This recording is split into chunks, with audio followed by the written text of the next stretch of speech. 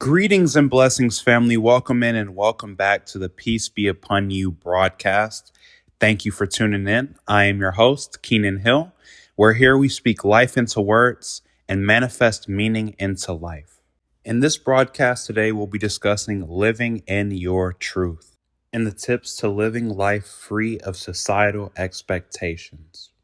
Without any further ado, let me hop right in by saying that I know that this isn't the easiest obstacle to tackle, especially in the times of social media, Instagram, Snapchat, Facebook, whatever, where we're exposed to seeing the lifestyles of so many different varieties of individuals and their highlight reels and what they're up to and what they're doing and how they're portraying themselves to us via social media.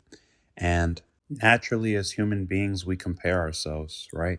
So we're looking to see what they have that we want or what we want that they have.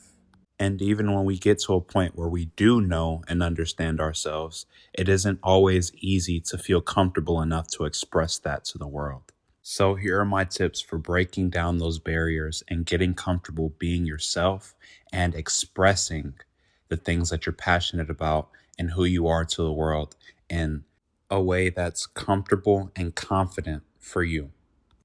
Here we are. Step number 1, know yourself. Know that God put each and every single one of us here on earth for a specific purpose. No one purpose alike. Purpose is found once you've found yourself. It's reserved for the man or the woman that is courageous enough to look deep down inside of themselves, so deeply inside of themselves, that they figure out the things that make them comfortable and uncomfortable in life.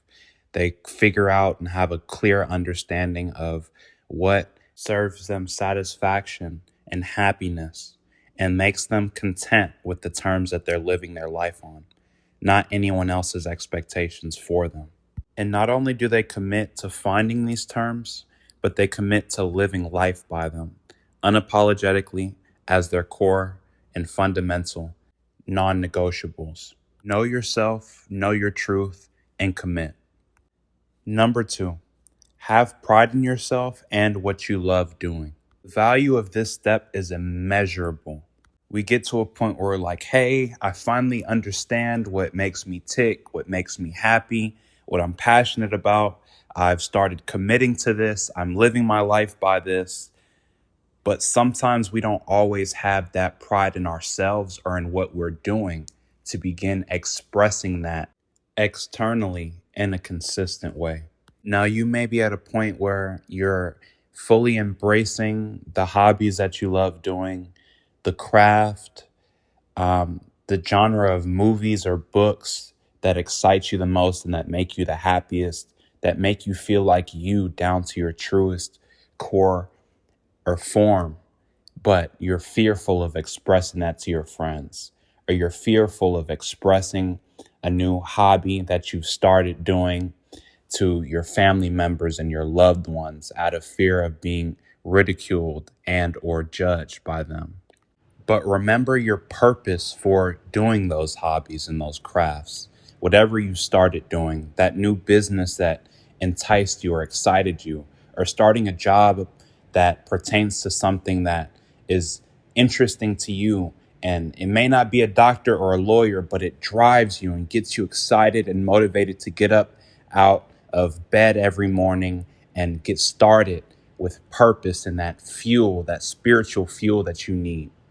Having pride in yourself and what you're doing always starts with purpose.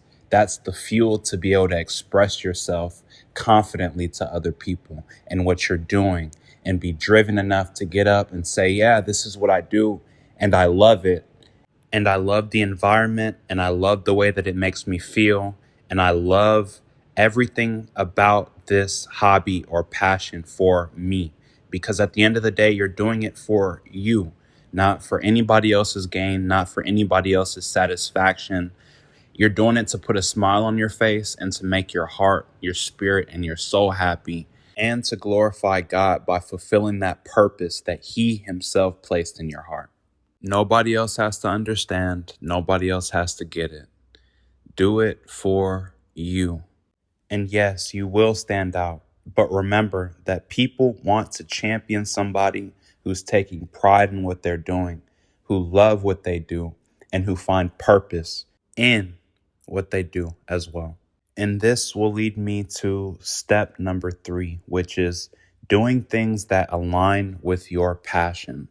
For example, that could be reading different books on your hobbies, your interests, or your path, YouTube videos, movies, or memoirs, and my favorite form of alignment, which would be a mentor or somebody who's in that field of interest that you're passionate about and see yourself moving towards. Someone who can grant you the guidance and wisdom necessary to assisting you in formulating your desired results through means of understanding their experiences. And a mentor can be absolutely anybody.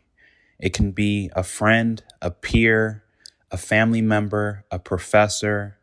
It could be your boss. It truly doesn't matter what what role this person plays in your life before you meet them. What's most important is how what they're doing or the life and the lifestyle that they're living can motivate you, inspire you, and how their experiences can guide you towards achieving your own personal goals. Because at the end of the day, the importance of this step for us is just seeing that it's possible. And when we align ourselves with the right resources, tools, and mentors that ignite the possibilities of our passion, the most purposeful goals and achievements in life align themselves with us. And that wraps up today's broadcast. The most important thing that I wanted to relay onto you guys is that you are perfect just the way that you are. I want you guys to feel encouraged and inspired knowing that the same person that you came into this world being, the same person that you live every day as, is enough to be worthy of meeting and obtaining all your goals, all your dreams, and all of your desires out of life. And you never have to change that for anything or anybody. The more you stay true to yourself, the more you'll manifest for yourself. And remember that the people in your life should be encouraging you and inspiring you. And the right people are going to love and appreciate you for who you are and cherish you for what you have to offer. Nothing more and nothing less. I'll end this here. I recently went and saw the motivational speaker Eric Thomas. Something that he said really inspired me and stuck out to me. So I'm going to share that with you guys today. His quote was, "You don't need to be anybody other than who you are for God to reward you and bless you for who he created you to be." Thank you guys for tuning in. I hope this message has helped, and I just wanted to let you know that you deserve to be able to live in your truth unapologetically, and you deserve to be loved and appreciated by the people who surround you, and you deserve to be blessed in abundance for loving yourself enough to be yourself. So thank you again, guys, for tuning in. Stay warm out there, and happy holidays. I'll catch you on the next one. Peace.